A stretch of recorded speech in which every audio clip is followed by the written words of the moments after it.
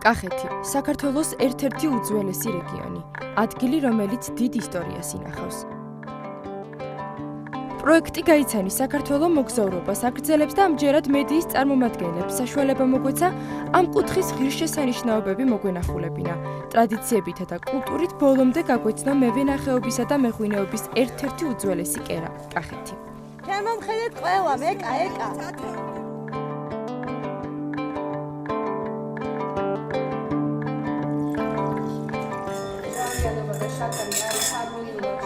პირველი გაჩერება ალავერდის საკათედრო ტაძარია.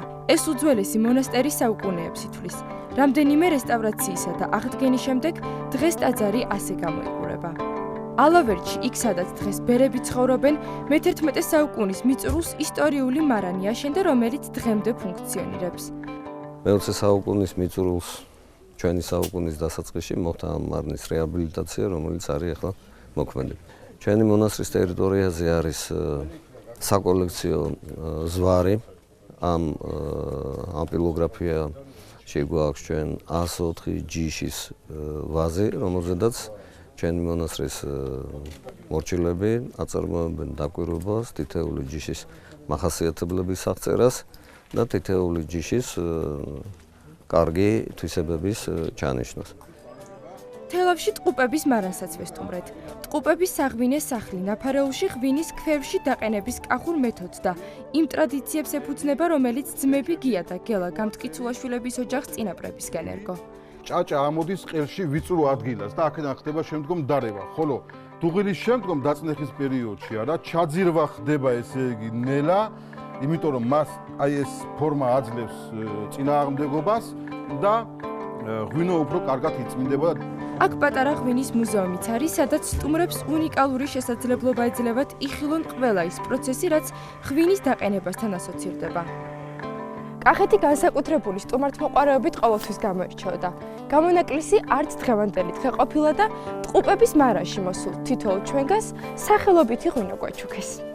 მე პატრონე ხელმოწერით გადასცემს ბატონ გიორგის ამ ღვინოს.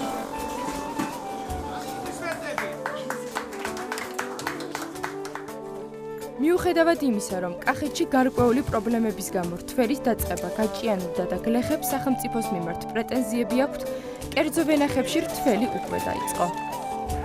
გამახსენდა ტკბილი მოგონებები, სადღეგრძე უსავით გამომივიდა, მაგრამ ნამდვილად, როდესაც კრიფავდი ყურძენს და აი როგორ უნდა მოჭრა, იცი, ვაზს არ უნდა შეეხო.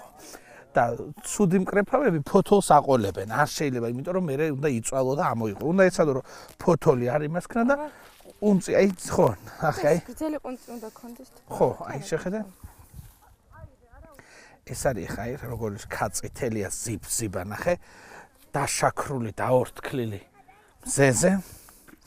და ამისგან გამოდის ოღონდ კიდე აი აქ მოკრიფო წახვი და იქია რომ არ შეიძლება უნდა მიყვე რომ მე მთელ კვალში ერთივე დრო არ უნდა მოგროვდეს ან არა გამორჩეული. ნახე, კვალი არის კახეთში იწყება და დაღესტანში მთავრდება. მოდი აბა შენ ცადე. მოდი აბა. მოდი აბა ჰე.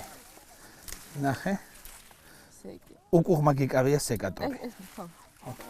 თან ვედრო ხელში, თან პომადა, თან მიკროფონი და თან ის არაქვი არ გამოდის.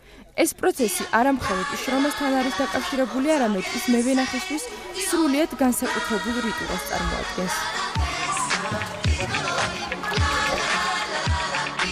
მიუხედავად იმისა, რომ კახეთში ღვინოს ყოველთვის მამაკაცები წურავდნენ, ჩვენ ტრადიცია დავარღვიეთ და ერთიანი ძალებით ჩვენივე ხელით მოკრეფილი ყურძენი გავწურეთ.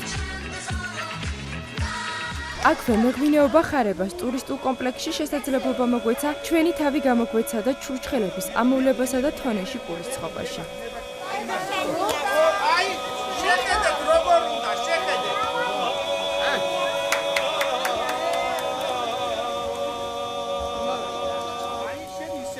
კახეთში სტუმრებს ყოველთვის ასეთი სიყვარულით ხვდებიან. და თუ თქვენ ამ ისტორიულ კუთხეში მყოფებით და თქვენს მეზობლად ცეცხლი გიზგიზებს, ეს იმას ნიშნავს, რომ იქ სტუმრები ყავთ და ეს თელმა სამეზობლომ უნდა გაიგოს.